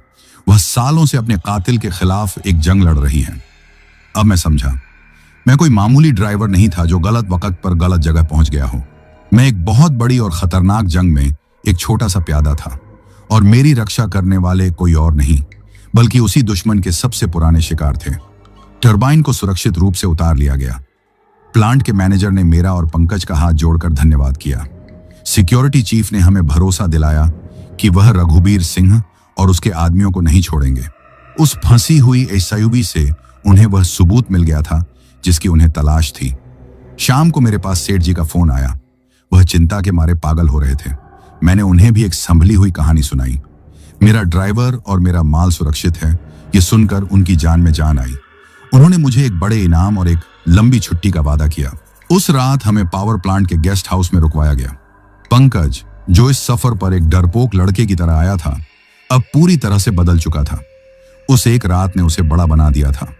उसने मुझसे कहा, श्रवण भाई, आगे से मैं हमेशा आपके ही साथ काम करूंगा, चाहे खतरा कैसा भी हो। आग में तपकर हमारा रिश्ता अब ड्राइवर और हेल्पर का नहीं बल्कि भाइयों का बन चुका था। कुछ दिनों बाद जब हम पूरी सुरक्षा के साथ वापस अपने घर लखनऊ लौट रहे थे तो मेरा मन शांत था। यह सफर सिर्फ एक डिलीवरी नहीं था, यह जिंदगी का एक सबक था। मैंने इस सफर में सीखा कि सबसे डरावने चेहरे हमेशा भूतों के नहीं होते। अक्सर वह इंसानों के नकाब के पीछे छिपे होते हैं, और कभी कभी जिन्हें दुनिया भूत प्रेत या आत्मा कहकर डरती है, उनमें जिंदा इंसानों से ज्यादा इंसानियत बाकी होती है। मैंने उस भुतहा परिवार के बारे में सोचा। वह शिकार थे जो दूसरों के लिए रक्षक बन गए। मेरे दिल में उनके लिए एक गहरी श्रद्धा थी। मैंने मन ही मन एक वादा किया कि मैं एक दिन शैतान मोड़ पर वापस जरूर जाऊंगा, किसी भूत को चुनौती देने नहीं, बल्कि उन फरिश्तों की याद में एक दिया जलाने और उनकी आत्मा की शांति के लिए प्रार्थना करने। मेरी जिंदगी अब पहले जैसी नहीं थी। मैं आज भी एक ट्रक ड्राइवर हूं, लेकिन अब दुनिया को देखने का मेरा नजरिया बदल चुका है। मुझे यकीन हो गया है कि इस दुनिया में बहुत सी अनदेखी ताकतें हैं जो हमारा मार्गदर्शन करती हैं। इसीलिए दोस्तों, मैं आखिर में बस यही कहता हूं कि अपनी जिंदगी में मिलने वाले संकेतों को कभी नजरअंदाज मत करना।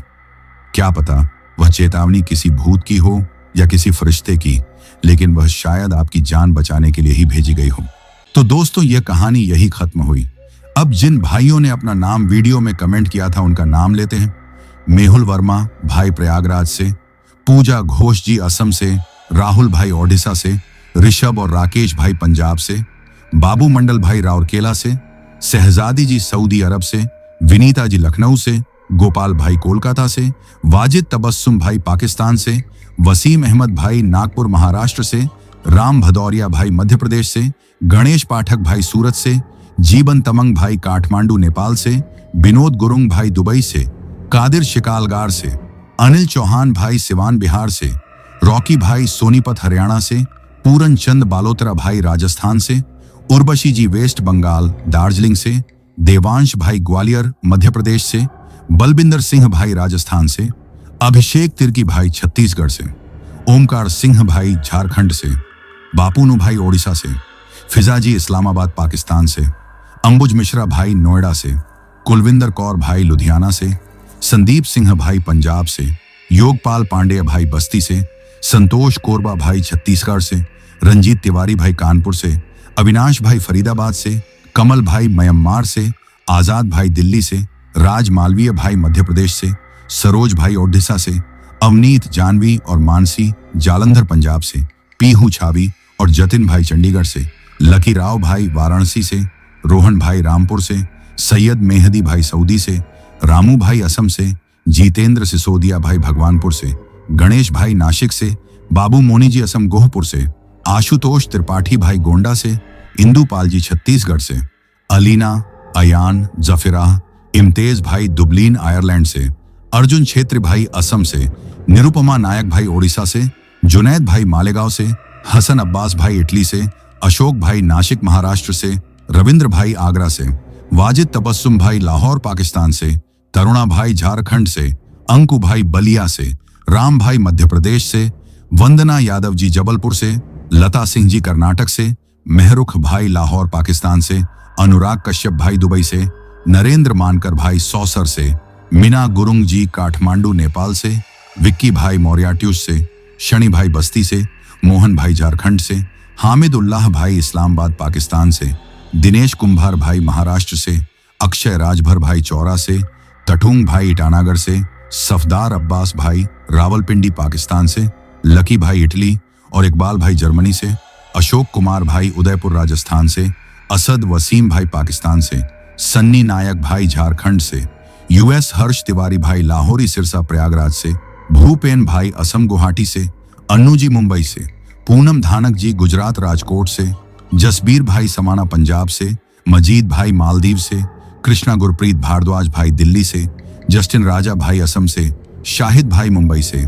देबू कुमार भाई जमशेदपुर झारखंड से, रियाज शाहजमाल भाई अलीगढ़ से, हाफिसा भाई जूनागढ़ से, उस्मान अली भाई पाकिस्तान से, सुखदेव भाई फरीदाबाद से, उषा शाह जी सिलगुरी से, साबिर भाई सीतामढ़ी से, भास्कर भाई दुबई से, अमन सिंह भाई इंग्लैंड से, सूरज सूजले भाई महाराष्ट्र से, मुन्ना भाई म्यांमार से, दिवाकर मोहर भाई कुलेश्वर से, साहिल खान भाई नागपुर महाराष्ट्र से, गुरफान खान भाई उत्तर प्रदेश से, ख्वाजा पुनीत भाई रायचूर से, रजत और रितिका जी शिमला से, सूर्या भाई हरियाणा से, अरुण पासवान भाई बिहार से, रिक्की भाई दार्जिलिंग से, फैजान भाई दिल्ली से, अरुण कुमार भाई अयोध्या से, अंसार खान भाई मेवाट से, राम बाबू भाई बिलासपुर से, दीप डीलों भाई चंडीगढ़ से, मनोज भाई इंडिया से, अमोल भाई विरार से, पंकज भाई हरियाणा से, दृष्टि और बैसा देवी जी दिल्ली से, अजय भारद्वाज भाई आजमगढ़ उत्तर प्रदेश से,